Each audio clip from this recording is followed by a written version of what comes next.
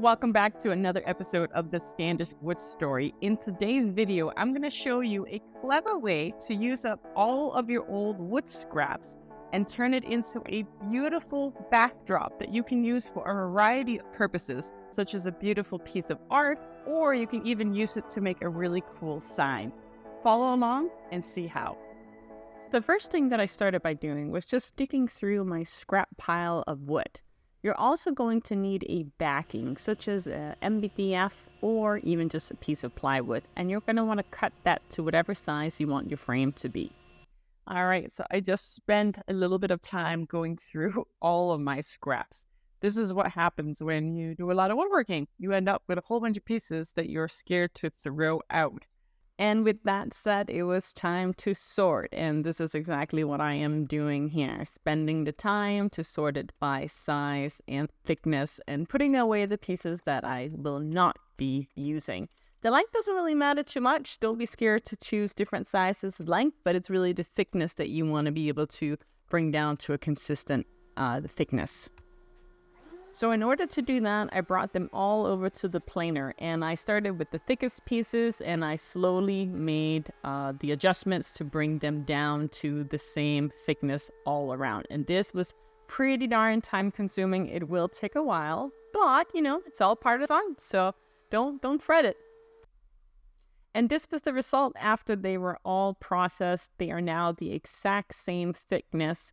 And they all have different lengths. Now, there was one more step that I had to do. As you can see, some of these pieces were broken or they had weird divots, something that I just couldn't fix on the planer. So I will be bringing these over and just fixing up those pieces by either sawing them off or taking off just a little of the edge, because it's really important that all the pieces are nice and straight. And this is not something that you want to do over on the joinder. These pieces are just too small, but you can take off a little piece on the saw and try to get them as straight on both sides as possible.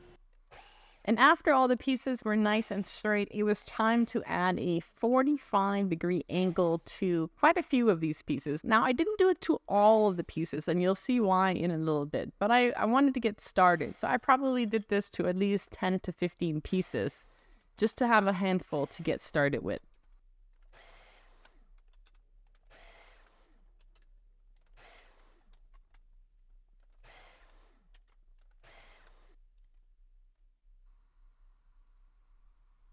Next, I took my backing piece, which again can be either a piece of MDF or it can be a piece of plywood, and I just marked the exact middle of this board just with some light pencil. This will make it a lot easier to align the pieces as we get started. Okay, so we're at the point now where we have planed down all of our pieces to the same size, and all of them have gotten a 45-degree cut on the one side. And we've cut our background to size. And this can be any size. This is whatever size that you want your final art piece to be. And we will end up adding a frame to it as well at the end. So just keep that in mind too when you're factoring in your final measurements. So the idea here is that you take your pieces and you line them up. And I've just traced the exact middle right here just to give me some guidelines. And then all you have to do is just decide on what pieces you want to use and just keep adding them next to each other. The 45-degree angle just has to be in the same direction all the way around when you're first getting started. And that is going to give you, see, kind of start coming together now, that beautiful start to this artwork. And I'm obviously not attaching it just yet. This is just to give you the idea of what it is going to look like. Okay, like that. And then once we have this, then you can go in with the other pieces and you can either put them the same way or you can start making a pattern by either putting them opposite of each other, every other opposite, do next one opposite. There's really no rules, but the pattern will start to fill in. And it's really fun to do, especially if you have different colored wood, because then it ends up being this whole mosaic color. Now, one final thing that I am going to do to each one of these pieces, and that is I'm just going to take the edge. I've already done it to this piece. I'm going to take the edge and I'm just going to lightly sand it on all sides right here. And that's going to create a nice little bevel effect.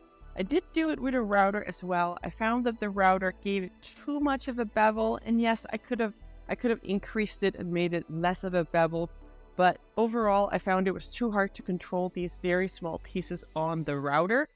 So honestly, just going on a sander, it's going to be just as easy and almost as quick, and that's going to give you that nice little bevel effect. When you're ready to add your first pieces to the plywood or MDF, I'd like to use a little bit of C8 glue and activator in addition to the wood glue. This is just on the first couple of pieces because by having a really stable piece to lay the other pieces against, it's going to make it a lot easier. But you don't need to do it to every single piece. The wood glue in itself is more than enough. You'll also see that instead of clamping it down, all I'm going to use is some blue painter's tape. That is more than enough pressure, and that's going to ensure that the pieces don't glide around as they continue to dry. The most time-consuming part of this project is really just making sure that you cut off the excess before you glue it down to the board. And sure, you could cut it after the fact, but you might need to continue to use some of these pieces, and it can be a little bit tricky to cut them after the fact. So I just did it as I went along. If you prefer to do it another way, please let me know how, and maybe we can increase our workflow going forward. All right, I got all the pieces glued down. It took quite a bit of time. I used a combination between my miter saw, my band saw, and I used the sander to round out all the edges. And it should be dry enough now that I can trim it down to final size, and then we can start looking at the frame. But I think it's looking pretty darn good so far. Not bad. It's really fun to see it all come together, and I still have some leftover pieces, so that's good. I did a quick sanding on the top of the art piece before taking it over to the bandsaw to cut off one side. It's really important to get that one side completely straight, because if you get that one straight, then you can use your table saw afterwards to cut off the remaining three sides so that you have some nice straight edges all the way around. All right, so I'm going to be making a frame for this artwork now, and I have this ash that I'm going to be using, and I've decided that I'm going to make each one of the frame pieces about 3 centimeters. And that's a completely personal preference, but having a nice thick frame is always, it makes a nice little impact on it. So that's what we're going to do. So we're going to make 3 centimeters. I'm going to bring it over to the saw. I'm going to cut 4 of these, and then we'll cut some 45-degree angles on the miter saw afterwards. So let's get to work. And while I am working on breaking these 4 pieces down for the frame, I just want to take a moment to say thank you so much for following along. It really means the world to me that you're subscribing and liking this content, because it allows me to be able to make a lot more in the future. So thank you so much. So with all the miters cut in the 45-degree angle, and all to the correct size, I did a quick dry fit, and then I started the glue up process. I've mentioned this before, but I absolutely love this type of strap clamp. It just makes quick work, and it just ensures that everything stays nice and square while you're doing the glue up. And I think it only costs about $30. So really, it's a quick and cheap investment to get great results, and I highly recommend it. I'll leave the link down below so that you can check it out. Once the frame had all dried, I gave it a quick sand, making sure to wipe it down and then sand it one more time just to raise the grain in preparation for finishing this. And I decided that I'm going to finish this with a linseed oil. It's easy to work with. You can wipe it on. It dries, within the day. And I might just be able to get away with one coat, which is always nice. especially for something like this where it's going to be sitting on a wall and it doesn't have a lot of traffic. It does not require a lot of coating.